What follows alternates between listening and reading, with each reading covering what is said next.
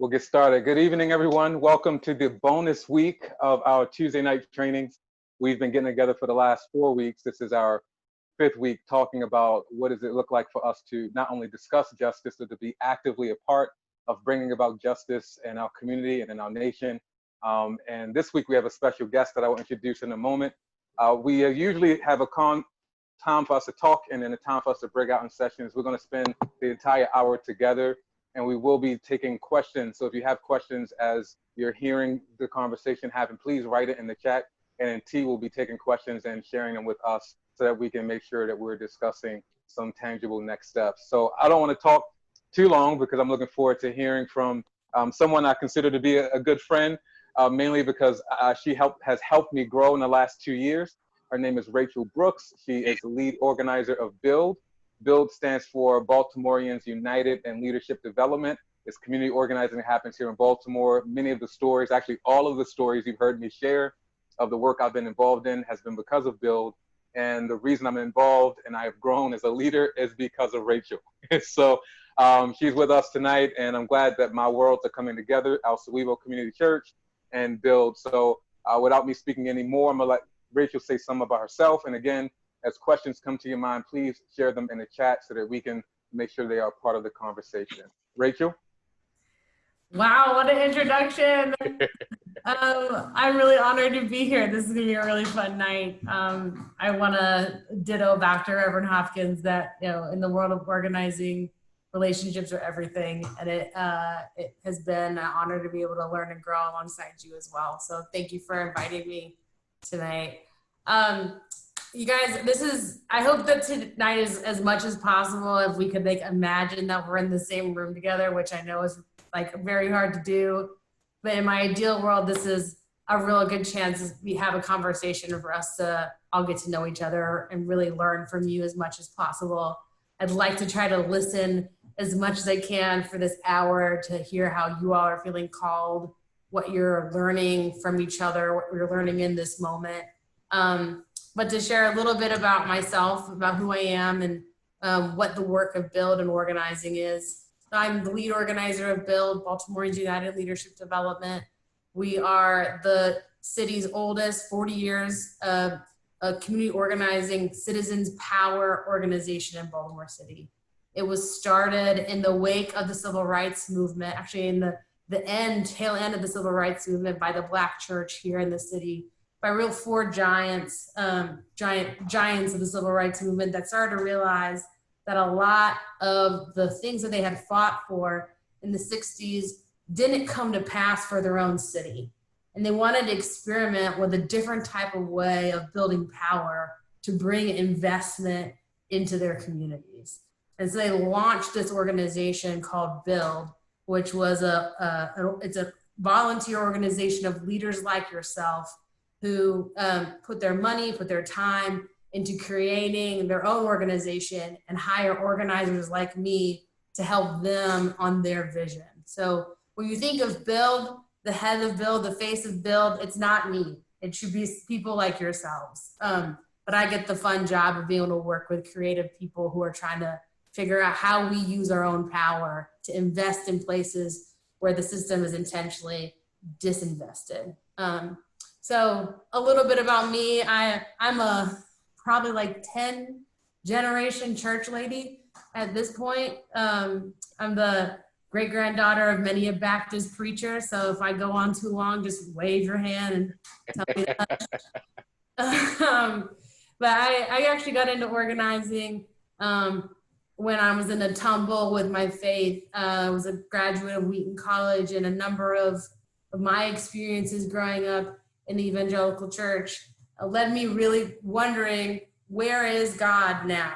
I had lived in Peru. I had lived in the slums and the favelas. I had lived in all different parts of the country. And I had started to see that, when God says in Genesis, really reflecting in his image, I created them male and female. I created them and I created them very good.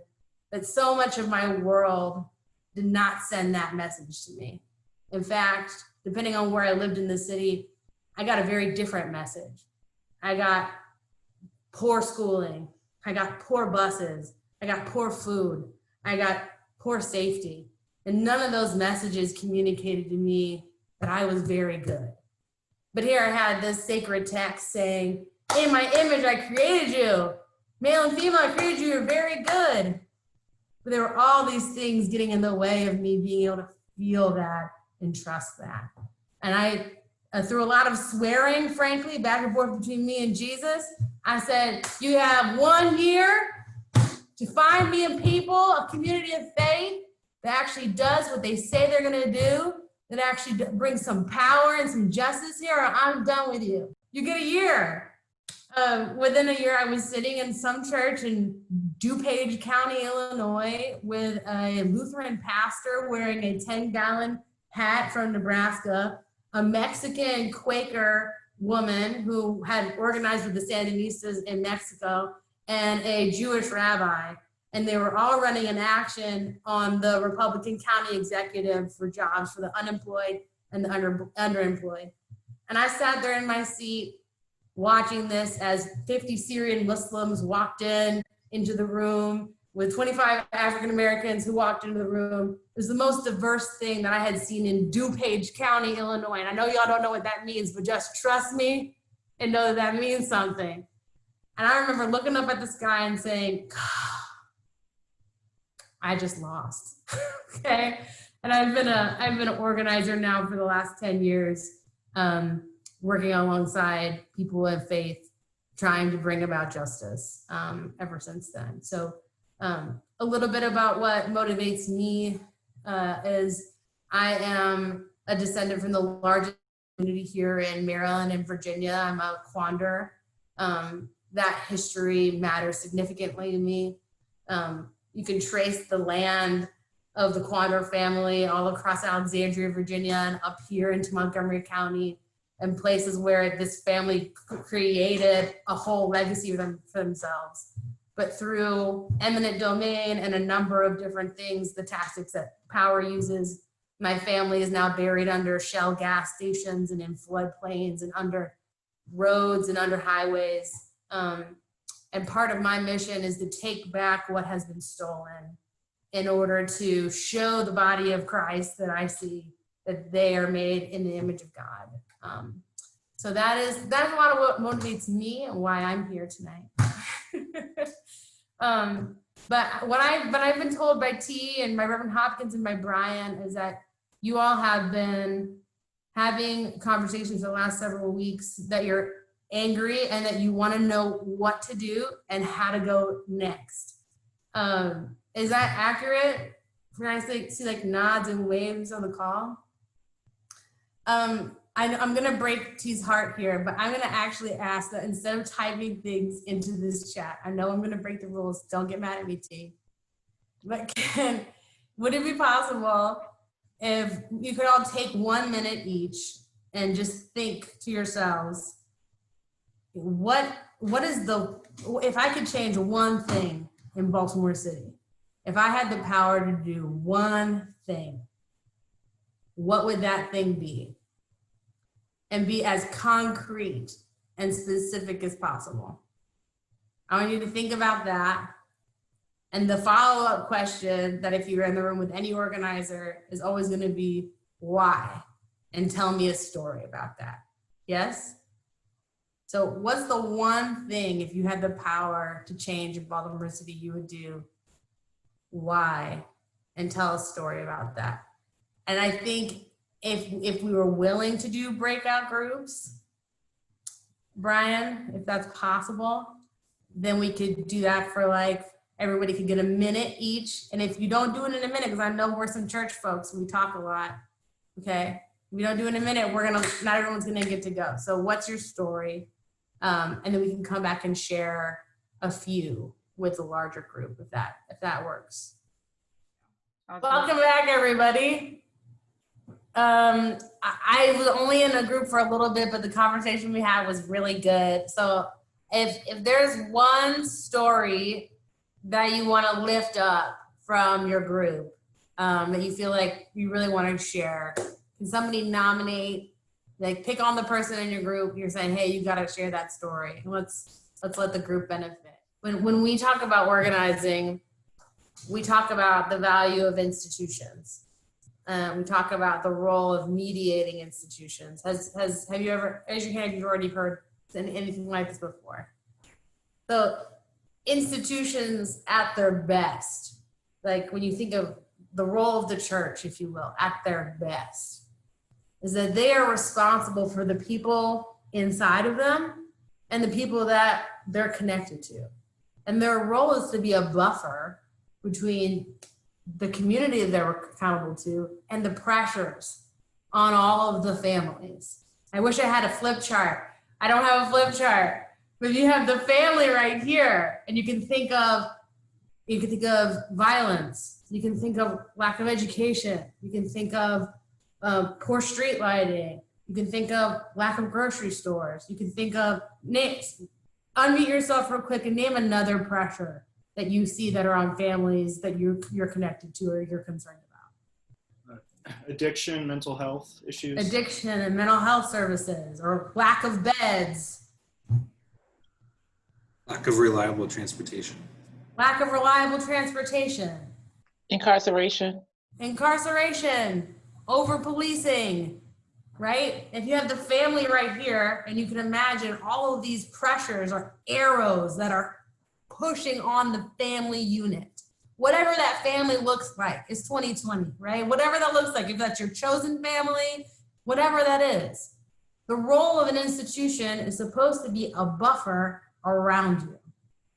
Can you imagine the kind of buffer you would have if you don't just have Sowebo Community Church, but you have the Neighborhood Association, and you have Koinonia Baptist Church, and you have Bolton Street Synagogue, and you have the school that you all are a part of, and you have 11 schools a part of the after-school program, and together you are a larger buffer around the families you're connected to and responsible to.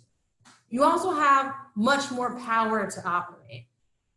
And in our world, power is organized people and organized money, acting consistently and persistently around a focus, right? So kind of getting back to what Tiffany just shared with us, you have a symptom, which is carjacking, which is related to a pressure without any institutions standing into the gap of what families are going through, right? So the first question that we got to ask ourselves is, who is responsible for that pressure? We got to get real specific. So when we think about education, who is responsible for the lack of quality education in Baltimore City? America. Is this America? Is it the time where we say Hogan? Okay, that's one answer. I mean, You can raise your hand if you agree. Jonathan?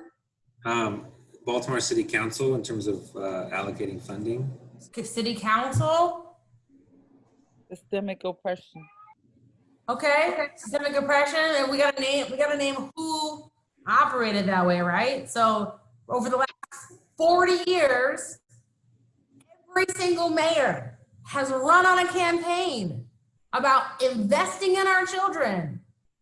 And every single mayor has kept the city school budget at the same rate or lowered it. Every single one since William Donald Schaefer, right? So systemic oppression, systemic disinvestment, and also the state has dramatically disinvested in Baltimore City. And we got to remember that we are the most northern southern city, not the most southern northern city. We're still in a plantation state, all right, y'all? It's still where we're at. We still have an agrarian-based, legislative council cycle where we pretend that we're going back to the farm in March and we just stopped doing, legislative work. We got to be able to name who the person responsible is and then ask ourselves, what kind of power do we have to impact that person? So Nate, I'm gonna pick on you. Nate, in our group, can you share what your interest is? Yeah, Really brief. It has to do with relationships, and it's basically realigning the relationship of Baltimore with the city of Baltimore with the state of Maryland. And that relationship needs to be that Baltimore is the premier, largest, most comprehensive city in the state. And currently the relationship is Baltimore is like the lost stepchild of Maryland state. And legislatively it's treated that way, and that needs to change. Okay. So why is that?